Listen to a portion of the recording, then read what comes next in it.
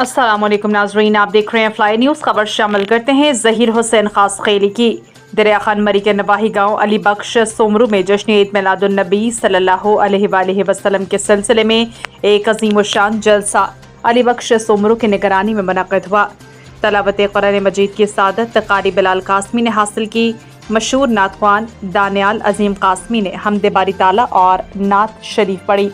अल्लामा मौलाना मुफ्ती खलील अहमद कासमी, मौलाना मोहम्मद आरिफ कासमी ने जलसे में शरीक आशिकान रसूल से खिताब करते हुए कहा कि आखिरी नबी हज़रत मोहम्मद सल्लल्लाहु अलैहि वसल्लम के सदक़े में ये जहां वजूद में आया, इसलिए हम हर साल विलादत का जश्न नहायत अक़ीदत और एहतराम से मनाते हैं। जलसे में आसिफ सोमरू, अली नवाज सोमरू, अली रसा सोमरू, अली हैदर सोमरू, अली गोहर सोमरू, अब्दुल रहमान सोमरू, आकिब सोमरू समेत बड़ी तादाद में आशिकान रसूल ने शिरकत की।